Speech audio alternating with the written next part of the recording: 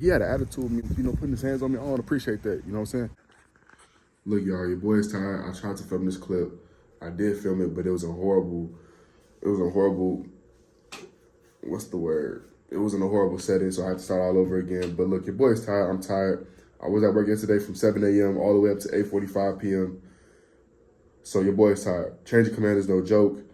Whenever you have a new commander in the Army, whenever you have a new change of leadership, you have to do layouts. And layouts is just not layouts. They have to make sure they have every piece of equipment, component, accessory item, everything on their that they're taking over.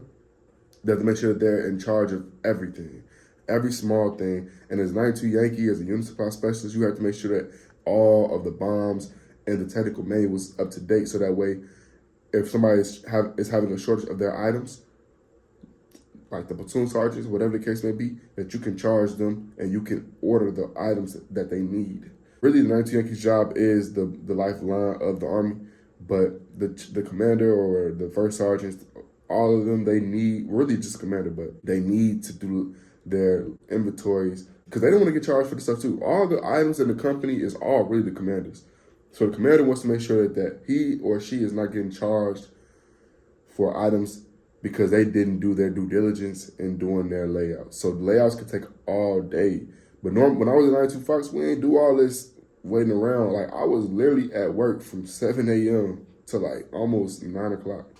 That's ridiculous. I've never had to do that as a 92 Fox. Now, 92 Foxes, we stayed late. Because we had to lay stuff out and, put stuff back up. We never had to really do that overnight. It's just a different perspective, a different world. It's just different. So I'm out of the loop. We just got done. Well, we didn't do PT, but I have PT formation, but they're doing PT. They want us to go back to work at probably 8:30 or something like that. So yeah, I'm tired. We got to keep pushing because that's all we can do.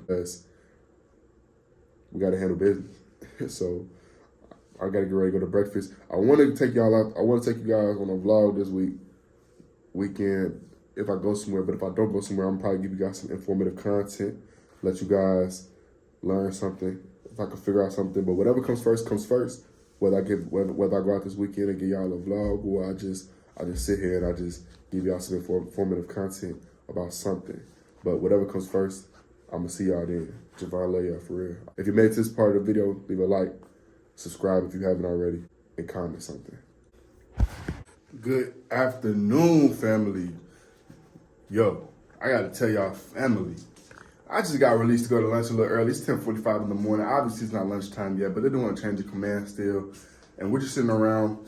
The private that's taking over my spot right now, he doing his little thing. So he's with the commander, making sure everybody's doing their layouts, helping them with the layouts. And I was just sent to go to lunch, and then I'm gonna come back I'm gonna go back to work at 12:30, and I'm gonna replace him. But I'm tired. I just got some Panda Express.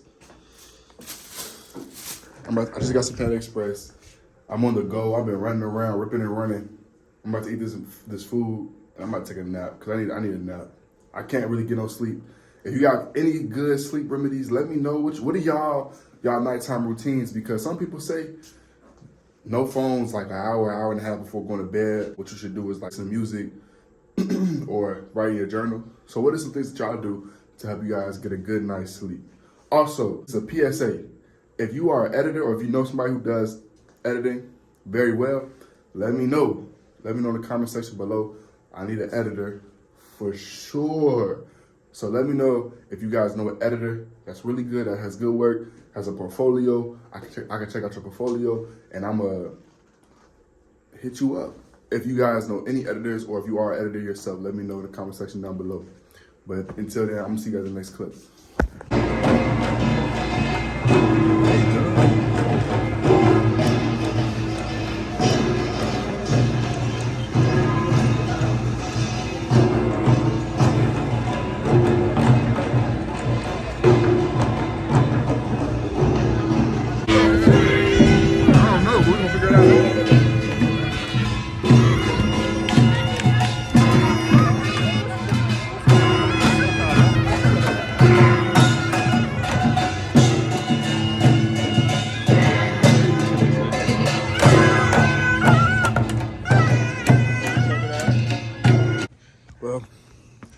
Welcome to another, can't even speak. Welcome to another day in Issjivan's life. I'm currently just traveling around the world, hopping from base to base. It's the weekend. It's Sunday. I have work in the morning tomorrow. I had a long, crazy weekend, and it's just so much going on. Like, look at the butterflies. You probably can't even see the butterflies flying around. But it's a beautiful day. The bus is over there waiting on me. Gotta make sure. He had an attitude with me, like he pushing me, grabbing his hands on, putting his hands on me. I don't appreciate that, you know what I'm saying? But when you ever come to a place like Asia, you come to Korea, they don't have a such thing as personal space, apparently. I don't know. So I had to remain calm. I can't afford to get in no trouble out here, because if you get in trouble with the people in Korea and you in the army, they're gonna be on your butt. They're gonna be on your case. And you can't afford to get no lawsuits. You can't afford to be on the news, because they're gonna put you on the news real quick. So I got time for that. But I love every last one of you guys. Look, Issjivan, love y'all. I'm at the airfield right now. I'm by the aviation field. About to get ready to go back to Humphreys. But I'm gonna talk to y'all more when I get back to Humphreys. I love y'all though.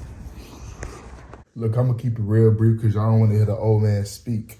Look, I know, and that's crazy. I'm calling myself the old man, but at this point, I'm getting up there in age. So, but y'all, I'm gonna give y'all what I learned. All right, first of all, if you come to Korea and you from backgrounds where we come from, you from backgrounds where you're not used to having your personal privacy just being interrupted at all costs, do not pop off on no Korean, bro. You don't want to. That's the last thing you want to do. I'm trying to tell you, especially in Korea. But I'm just really just in Asia, I feel like, but in Korea specifically, like the personal space is not a thing. If you ever come out here and you visiting and somebody bump into you, push into you, whatever the case may be, and you feel threatened, you feel violated, do not pop off. And I get it. Initial thoughts are going to implode in your mind and be like, man, you going to just react.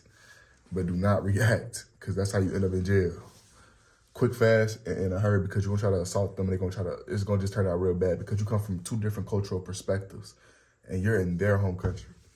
But enough of that. I had a great weekend, got away. I need to get away. I just had a great, fantastic time, and I enjoyed my weekend. I had some great food. I witnessed some parades, and the people of Korea, the food is so slept on.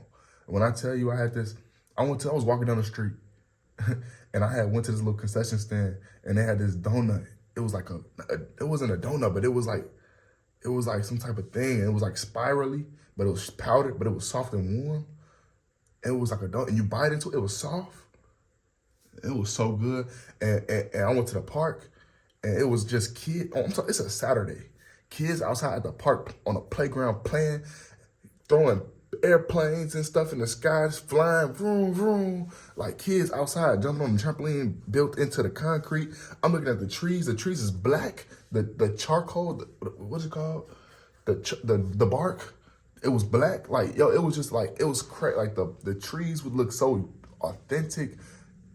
Y'all might look at me like I'm crazy, like it's crazy, but it is crazy, but you know, gotta catch all this stuff on camera, man. I can't even show y'all. I was tweaking, but they go with the little helos.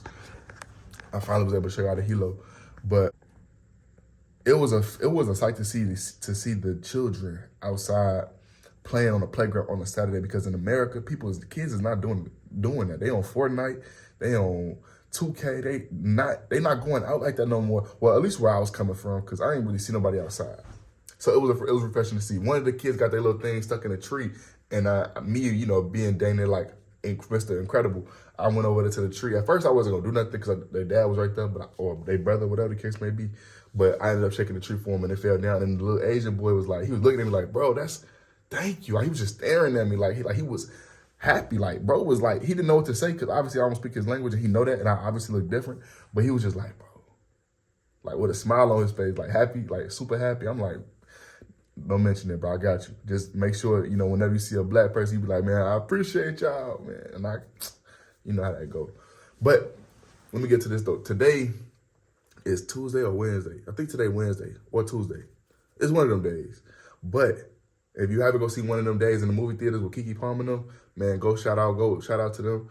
Go watch their movie. One of them days on Netflix is out now. I know it's late, it's been out, but if you haven't seen it, go see it. That's free promo.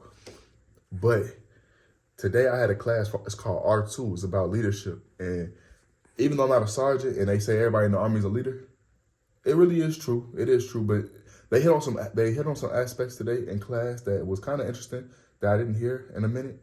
And being a leader is obviously something that is very multifaceted. There's different ways to be a leader, but one of the most important things I learned today in the class about being a leader is there's never going to always be. Everybody comes from different walks of life. Everybody comes from a different way of life, understanding, like I said, with the cultural perspectives and all types of different things, but being able to understand that balance and understand that how you treat one person is not how you're gonna be able to treat the next person. Sometimes you're gonna have to adapt and be flexible with the people that you're leading, because at the end of the day, to be an effective leader is to be able to effectively have enough the people willingly follow you to be able to move mountains that may seem impossible. But to be a good leader is just to be somebody who is able to capture minds and thoughts. And just to be a dictator is to be a leader, but it's not because you're so powerful that you think you are. It's just because of the fact that you're going to use your ego to force people to do what you want them to do. And I don't strive to be a leader that's a dictator or based off of ego driven. One of the main things I kept putting in my notes was to be in harmony and balance, and being able to lead based on just the will off of just solely like I want us to all be in one certain destiny based on just the fact that we all accomplish it together, you know what I'm saying, as a team, as a moral code. Like, because people lead, but when you actually pay attention to leaders, how do they lead is the question that you need to ask yourself. How do they lead? And what makes them a leader? Are they a true leader? Are they a natural born leader? Are they leaders that would have to be made? You know, we all have to follow before we can lead. Some people just naturally have the kick to be a leader, but not everybody is a leader at heart. And sometimes it takes people to grow into those positions. Sometimes people are forced into leadership roles. But in order to be a leader in your organization, a leader in your life, a leader to the people like your children, anybody that you're leading, be effective to be a good leader and not one that people are feared of because you are a dictator, but a leader that people are willingly going to follow. You have to be able to capture their minds, their thoughts, their hearts, because those are people that will do anything for you, almost anything. They will go to war for you. They would drop their last dollar on you. They will do whatever it is because they know that at the end of the day, you have the best for them. And no matter what, you will keep them in your mind. You will keep them in your prayers because they know that at the end of the day, it's not all about just you. You're putting yourself in the back seat and you're putting the people that you're leading in the front seat because you care about their thoughts and their opinions. So when you're trying to be a leader or whatever you're doing in your life, make sure you're always putting other people ahead of you. Make sure that you're putting people's thoughts, feelings ahead of yours because those are people, like I said before, who go to war for you and spend their last on you. Make sure if you made it to the end of this video, you like the video, subscribe if you haven't already, and you comment something, and let me know what you want to see in the future. I love every last one of you guys. Issjivan is out.